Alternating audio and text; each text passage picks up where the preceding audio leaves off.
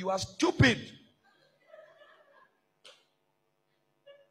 Bahati, you are stupid. Very stupid. You are a very poor man. Don't speak where people are speaking. Where people have money are speaking. What money do you have? Ati niko juu, Mungu hajakuweka juu, shetani amekuweka juu. Nani aliyakuambia kwamba Mungu peke yake ndiye anaweka watu juu? Shetani pia anawekanga watu juu.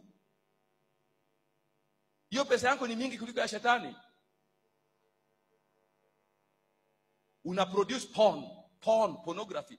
Ukisha produce pornography alafu unasema unaonewa wivu. Mtu anaenda jehanamu anaonewa wivu saa ngapi? You are very nonsense. Siku Mungu alikuweka juu tulijua. Saa hii hujawekwa juu na Mungu, umewekwa na shetani juu, na shetani weka watu juu, and you know it.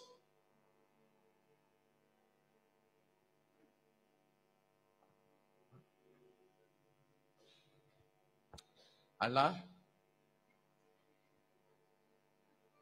kata hiyo kidogo vizuri, utaki wewe Bahati. Nonsense man.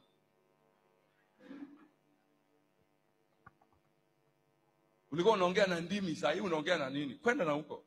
Nonsense. So you see people like this. These are bad examples. Ati lazima nihubiri, ati lazima Mr. T aite jina yake ndio injili ingie. Hiyo yako ni ya kuingiza injili wapi? Hiyo yako inaingiza injili wapi? No.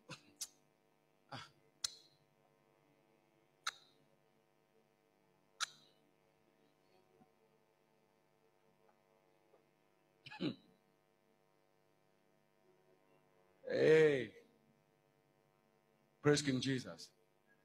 Unatafute pia unitusi. Nitafute unitusi. Bahati nimekupea nafasi, unatafute unitusi. Praise King Jesus.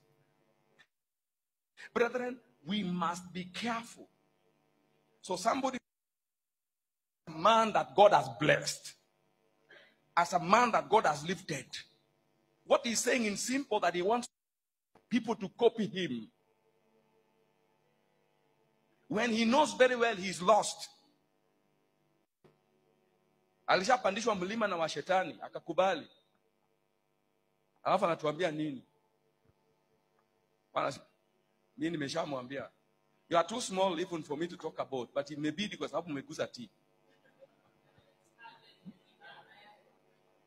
Kama ungeguza tea ningeachana na wewe because you are too small.